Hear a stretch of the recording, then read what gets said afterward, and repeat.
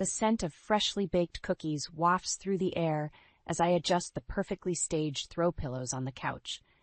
It's the little touches that make all the difference in this business. I step back to admire my handiwork, the open house ready to welcome potential buyers. As I turn to check on the refreshments, I freeze. Walking through the front door, bold as brass, are Ethan and Chloe, my ex-husband and his new wife, the woman he left me for. I plaster on my most professional smile, but inside I'm seething. Ethan smirks as he approaches me. Well, if it isn't Zara, still trying to sell houses, I see. Chloe chimes in, her voice dripping with condescension. I'm surprised you're still in this business, Zara. Ethan told me you were never really cut out for it.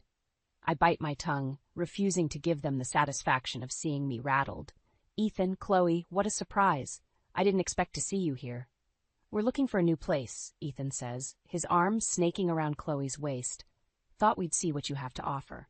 The irony isn't lost on me. Years ago, I supported Ethan as he built his law firm, pouring my heart and soul into our marriage, but nothing I did was ever good enough. He grew distant, critical, always finding fault. Determined to contribute and find my own path, I pursued my real estate license.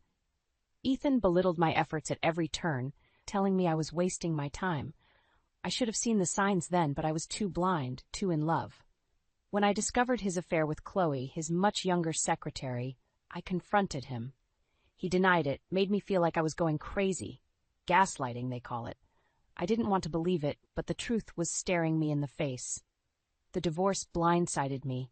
Ethan filed, citing irreconcilable differences. What a joke. He moved in with Chloe before the ink was dry on the papers. I fought tooth and nail for a fair settlement, but he did everything in his power to leave me with nothing.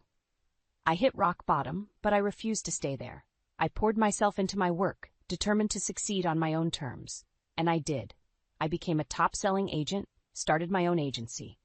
I made it my mission to help women like me, those going through tough times, find their dream homes and rebuild their lives. And now, here I am, face to face with my past. Ethan and Chloe, looking to downsize. I can't help but feel a twinge of satisfaction at the thought of their financial troubles. I put on my most professional face and guide them through the house, highlighting its features. Ethan makes snide comments under his breath, but I ignore him. Chloe seems distracted, her eyes darting nervously between us. As we wrap up the tour, I can't resist a little dig. I'm sure I can find you something that fits your budget. My business has been thriving, and I have a lot of high-profile clients. I'm sure I can help you out. Ethan's face reddens, and he lashes out. You got lucky, Zara. You're just riding on my coattails. I smile sweetly. Luck has nothing to do with it, Ethan. I worked hard for what I have, and I did it all without you. Chloe shifts uncomfortably, and I can see the cracks in their perfect facade. This is just the beginning. They have no idea what's in store. The memories flood back as I drive home from the open house. Ethan's smug face, Chloe's cutting remarks. They're like a knife twisting in my gut, reminding me of everything I've tried to put behind me. I think back to our marriage, how I supported Ethan through law school, how I believed in him when no one else did. I was there for him, every step of the way, as he built his firm from the ground up. But the more successful he became, the more distant he grew. Nothing I did was ever good enough. He'd come home late, reeking of alcohol and perfume, and I'd pretend not to notice. I'd make his favorite meals, try to engage him in conversation, but he'd just grunt and retreat to his study. I remember the day I decided to get my real estate license. I was tired of feeling like a burden, of relying on Ethan for everything. I wanted to contribute, to have something of my own. When I told Ethan my plans, he laughed in my face. You? A real estate agent? Don't be ridiculous, Zara. You don't have what it takes. His words stung, but I refused to let them deter me. I studied hard, passed my exams, and threw myself into my new career. But Ethan never supported me.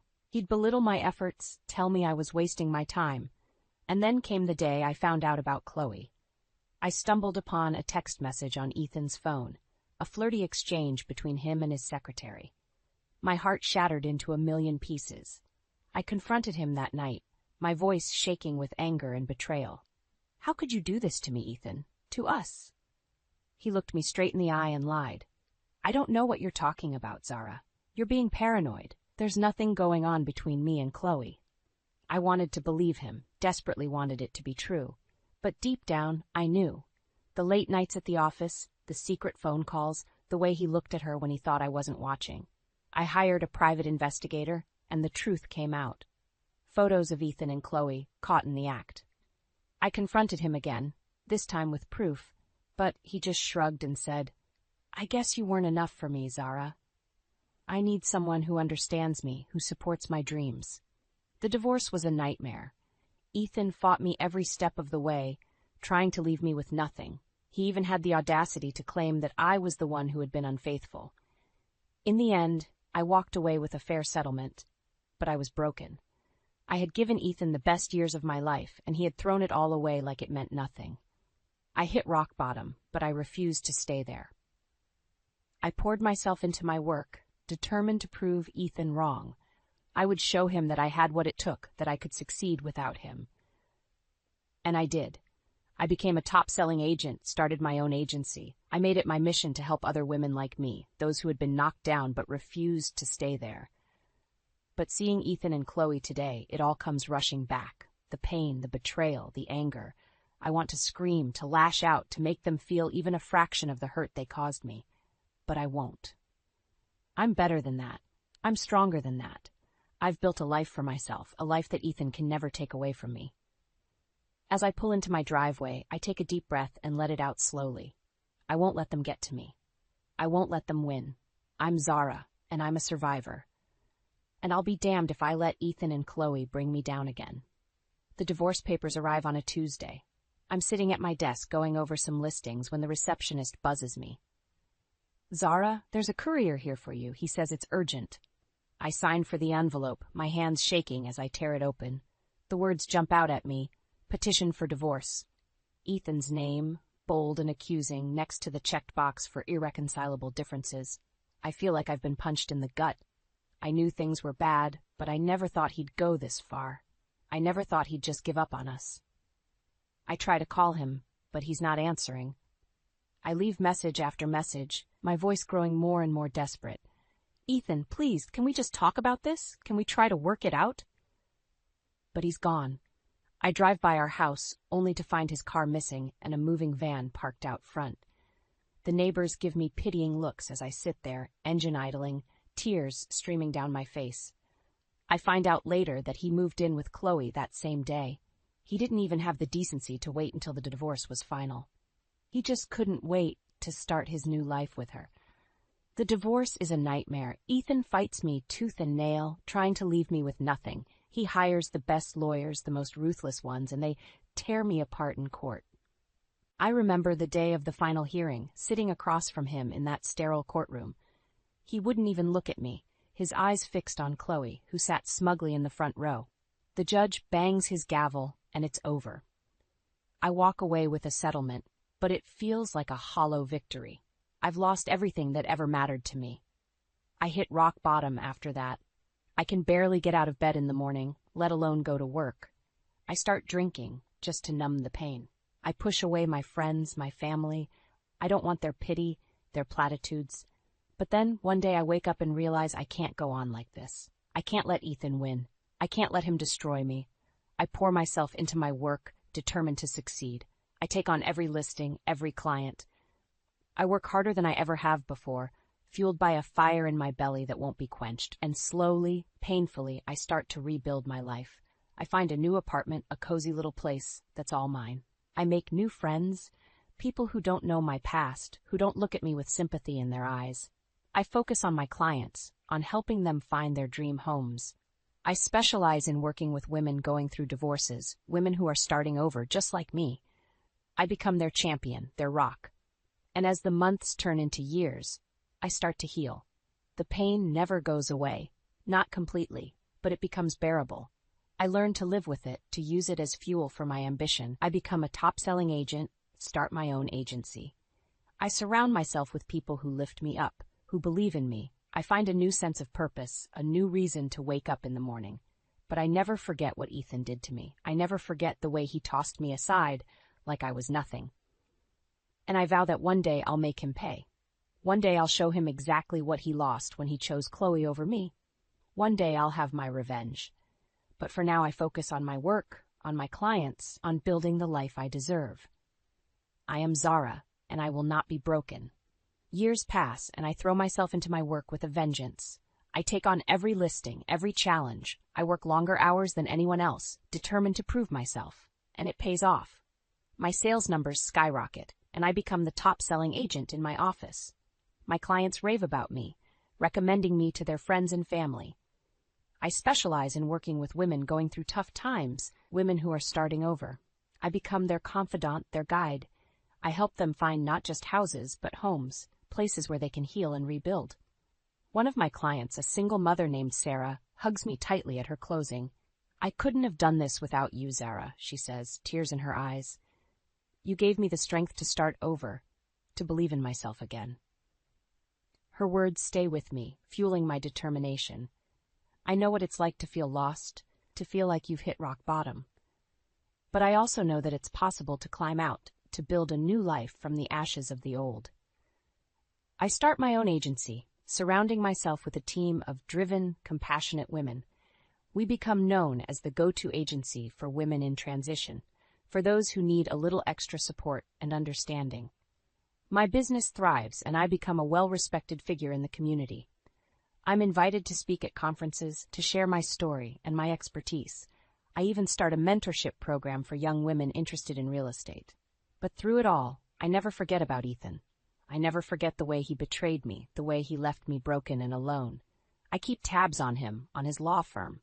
I hear rumors of unethical practices, of clients who feel cheated and misused. I bide my time, waiting for the right moment to strike. I know that revenge is a dish best served cold, and I'm willing to wait as long as it takes. And then one day, opportunity knocks. I'm hosting an open house for a high-end property, a stunning mansion with sweeping views of the city. I'm in the middle of showcasing the gourmet kitchen when I hear a familiar voice behind me. "Zara, I thought that was you." I turn around and there they are, Ethan and Chloe, looking older and more haggard than I remember. Ethan's hair is graying at the temples, and Chloe's face is pinched and sour. "Ethan, Chloe, what a surprise." I keep my voice cool, my smile polite. "I didn't expect to see you here." "We're looking for a new place," Chloe says, her eyes darting around the room. "Something a little more affordable." I raise an eyebrow. "Oh, having some financial trouble, are we?" Ethan scowls, his face reddening. "That's none of your business, Zara. We're just exploring our options." I smile, a slow, predatory grin. "Of course. Well, as you can see, business is booming for me. I've got high-profile clients from all over the city, and my agency is thriving. I'm sure I could find you something suitable." Chloe looks uncomfortable, but Ethan just glares at me. "We don't need your help, Zara. We're doing just fine on our own." I shrug, turning back to the kitchen. "Suit yourself, but if you change your mind, you know where to find me." As they walk away, I can't help but feel a thrill of satisfaction. Ethan may have broken me once, but I've rebuilt myself, stronger and better than ever. And now, seeing him struggling, seeing the cracks in his perfect facade, I know that my time for revenge is coming. I may have lost the battle all those years ago, but I'm determined to win the war. And I'll do it on my own terms, with my head held high and my dignity intact. Ethan and Chloe may have destroyed my past, but they have no power over my future. I am Zara, and I am unstoppable. A few days after the open house, I'm sitting in my office when my assistant buzzes me. "Zara, there's a Chloe here to see you. She says it's urgent." I feel a flicker of surprise, but I keep my voice steady. "Send her in."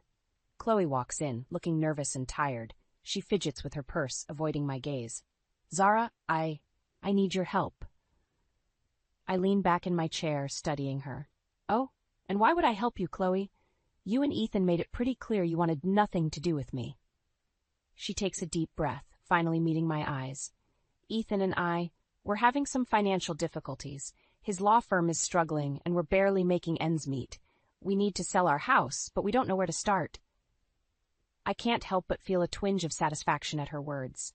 Ethan, the high-powered lawyer, reduced to begging for my help. Oh, how the mighty have fallen.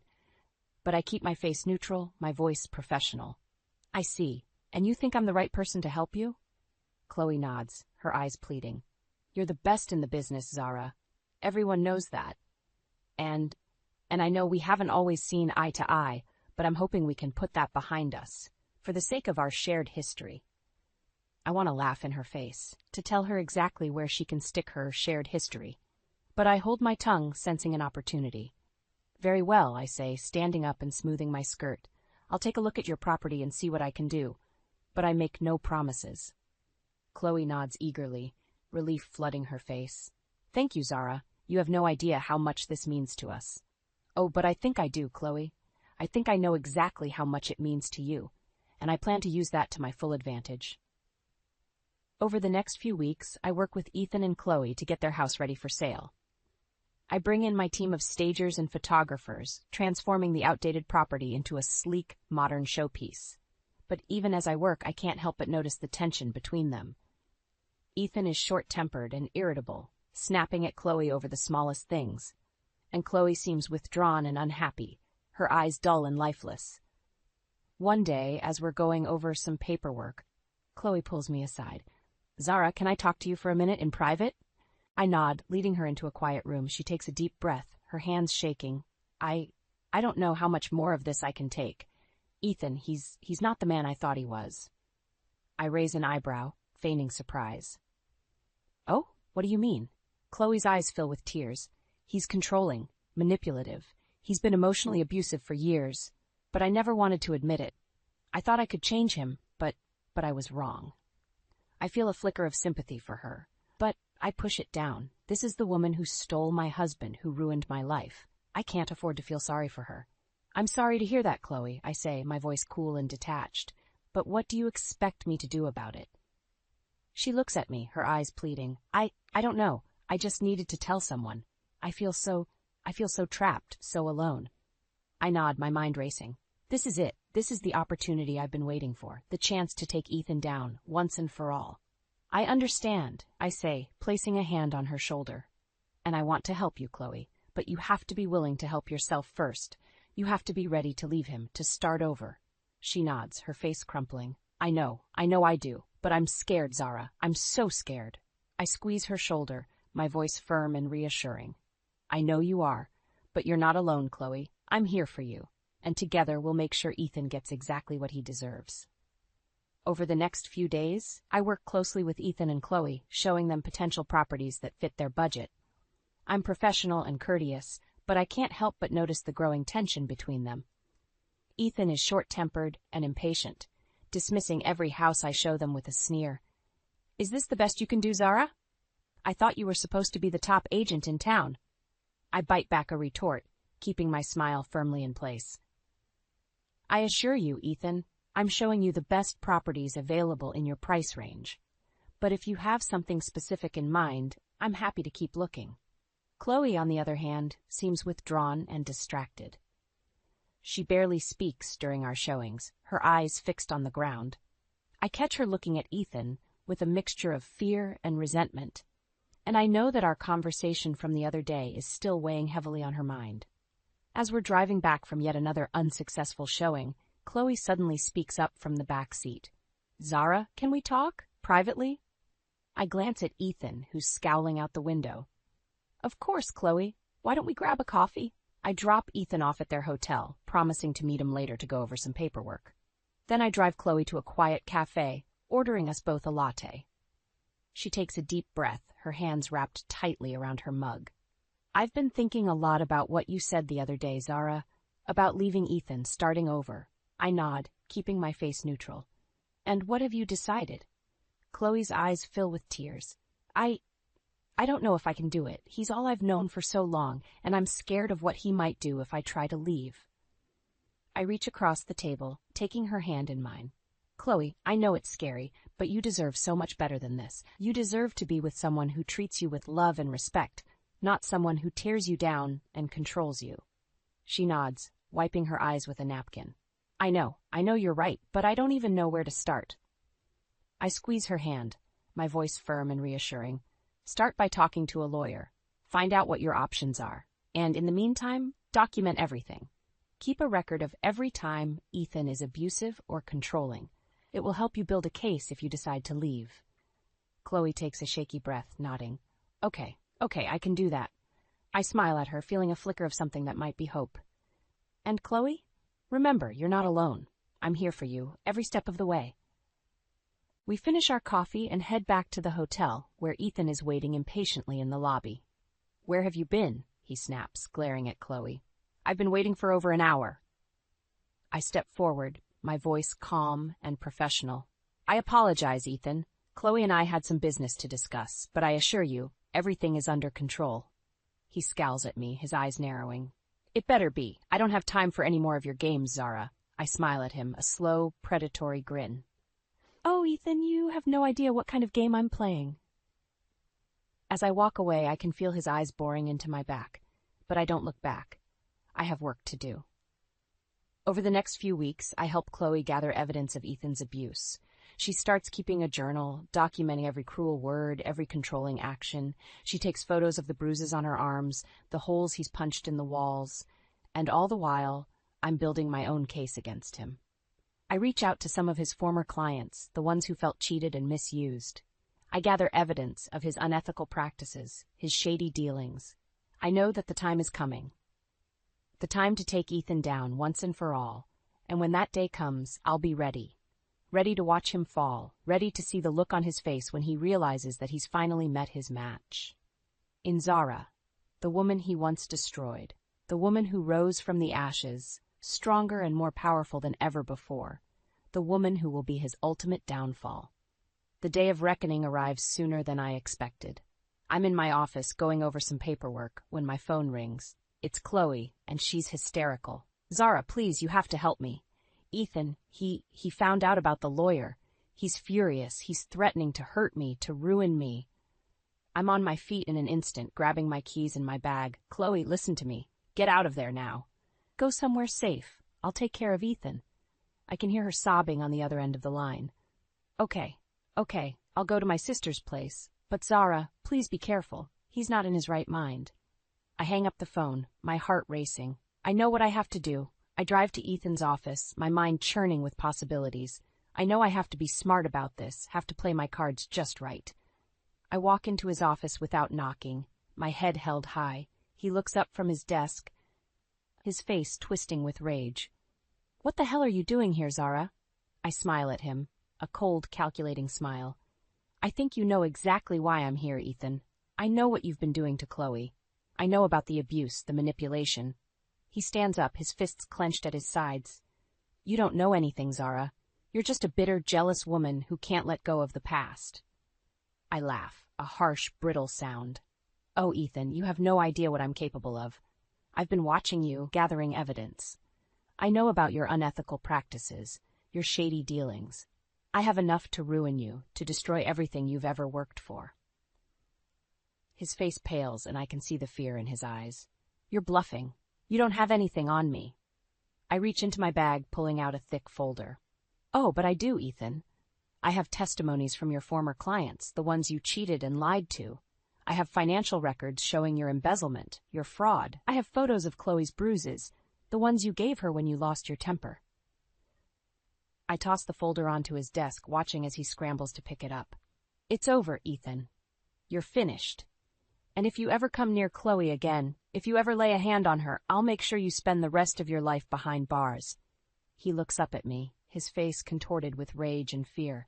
You can't do this, Zara. You can't destroy me. I lean in close, my voice a low, menacing whisper. Watch me. I turn to walk away, but he grabs my arm, his fingers digging into my skin. You'll pay for this, Zara. I'll make sure of it. I wrench my arm away, my eyes blazing with fury. No, Ethan, you're the one who's going to pay. For everything you've done, to me, to Chloe, to all the people you've hurt along the way. You're going to pay, and I'm going to be the one to make sure of it. I walk out of his office, my heart pounding in my chest.